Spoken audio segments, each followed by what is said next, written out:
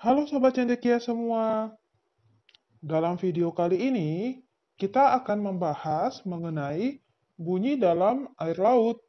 Bunyi atau suara adalah bentuk tekanan gelombang yang dihasilkan oleh vibrasi dalam suatu medium. Karena yang kita pelajari adalah bunyi atau suara dalam air laut, maka mediumnya adalah air laut. Air merupakan konduktor bunyi yang sangat baik.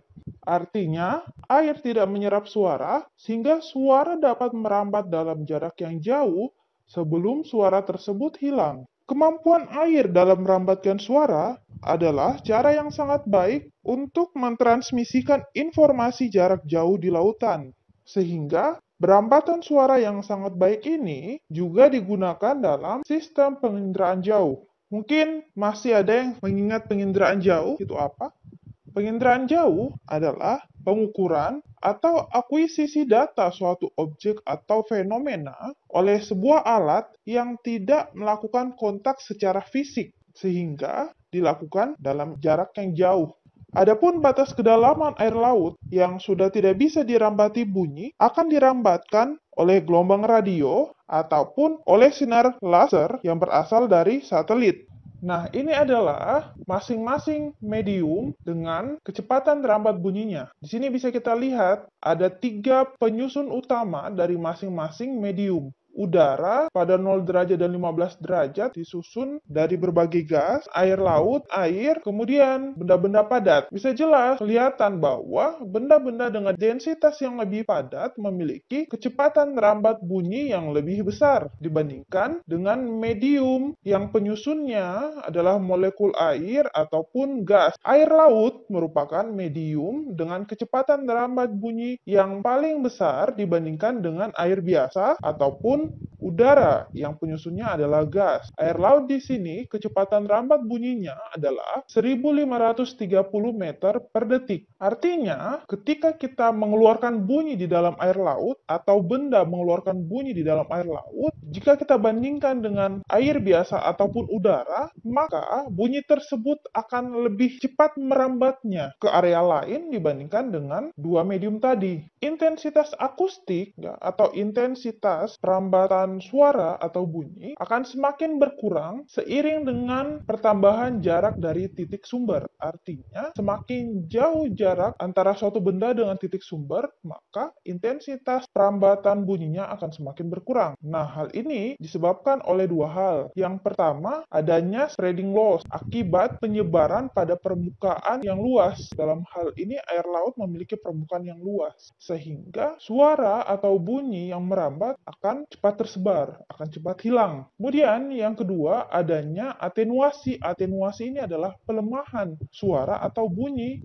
di dalam air laut. Atenuasi ini ada dua bentuk. Yang pertama adalah atenuasi akibat penyerapan. Nah, penyerapan yang dimaksud adalah dengan adanya konversi energi akustik atau energi bunyi atau suara menjadi energi lain seperti energi panas atau energi kimia. Kemudian bentuk pelemahan yang kedua adalah dalam bentuk penyebaran suara atau bunyi tersebut. Penyebaran tersebut dapat terjadi ketika adanya pantulan oleh partikel-partikel tersuspensi atau partikel-partikel yang melayang yang berada di dalam kolom air. Juga penyebaran ini dapat direfleksikan atau dipantulkan oleh gelembung-gelembung udara yang berada di dalam air. Ada 3 karakteristik dasar pada air laut. Yang pertama, suhu, kemudian salinitas, dan tekanan atau kedalaman. Nah, ketiga karakteristik fisik air laut ini mempengaruhi densitas. Ketika salinitasnya bertambah, maka menyebabkan densitas air laut tersebut juga akan menjadi bertambah. Kemudian untuk kedalaman, ya, ketika bertambah kedalaman, artinya ketika laut itu semakin dalam, maka densitas air lautnya juga akan semakin bertambah. Dan sebaliknya dengan suhu. Ketika air laut suhunya bertambah, maka sebaliknya dengan densitasnya. Densitas air laut akan justru berkurang, ya. Nah, densitas air laut tersebut kemudian akan mempengaruhi kecepatan rambat bunyi di dalam air laut. Nah, di sini coba kita lihat gimana hubungan antara densitas dengan kecepatan bunyi. Ternyata ketika densitas air laut itu meningkat, maka akan meningkatkan pula kecepatan rambat bunyi atau suara di dalam air laut. Nah, peningkatan densitas air laut dapat disebabkan oleh 3 hal kalau kita kaitkan dengan 3 karakteristik dasar tadi. Yang pertama adalah penurunan suhu air laut. Ketika suhu menurun, maka densitas air laut akan bertambah. Kemudian yang kedua adalah peningkatan salinitas air laut. Dan yang ketiga adalah bertambahnya kedalaman. Coba kita perhatikan kaitan penurunan suhu ini dengan kecepatan bunyi. Ternyata ketika suhu air laut menurun sebesar 1 derajat Celcius, maka kecepatan rambat bunyi juga akan berkurang sebesar 3,6 meter per detik. Kemudian, ketika terjadi peningkatan salinitas air laut sebesar 1 part per thousand, maka akan meningkatkan pula kecepatan rambat bunyi sebesar 1,4 meter per detik. Artinya, ketika semakin asin laut itu ya sebesar 1 ppt, maka bunyi yang merambat pada air laut juga akan semakin cepat.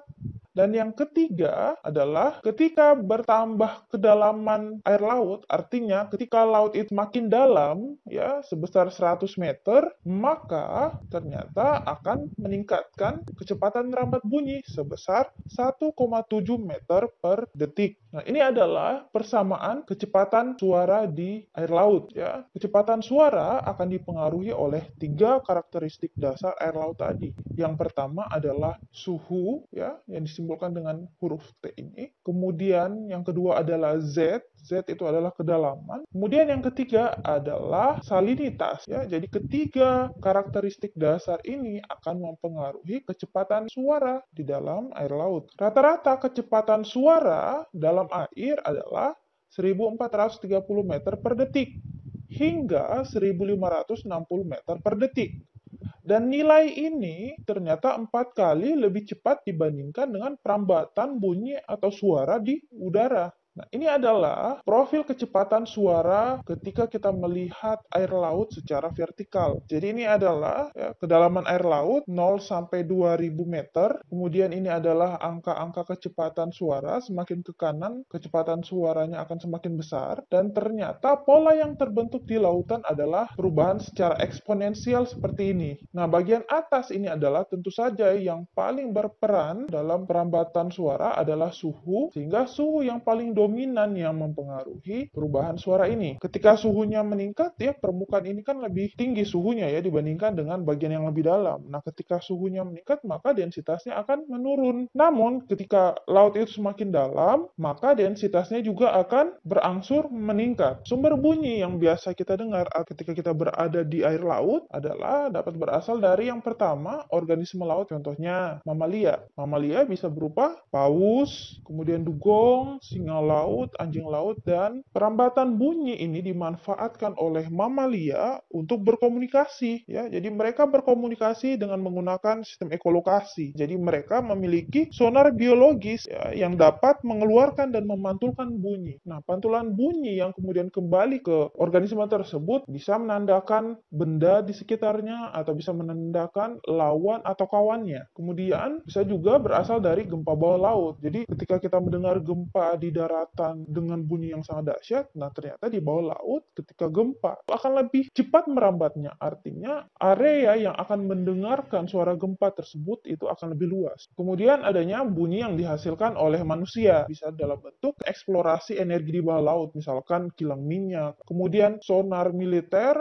ketika kapal-kapal militer mendeteksi objek di bawah laut. Kemudian ketika adanya konstruksi di bawah laut, jadi ketika ada pertambangan yang dibuka di dasar dasar laut. Nah, itu semuanya akan mengeluarkan bunyi. Apa manfaat kemampuan air laut dapat merambatkan bunyi atau suara lebih cepat? Yang pertama, akan sangat bermanfaat bagi organisme-organisme yang memanfaatkan perambatan bunyi tersebut untuk komunikasinya, seperti hewan mamalia. Dengan adanya kemampuan air laut yang dapat merambatkan dengan lebih cepat, maka kita dapat mengukur bagaimana karakteristik dasar laut, kedalaman laut, suhu, begitu pula dengan arus. Dan kita juga dapat memanfaatkan untuk navigasi. Oke, sekian dulu untuk video kali ini. Terima kasih sudah menonton. Jangan lupa like, share, dan subscribe ya.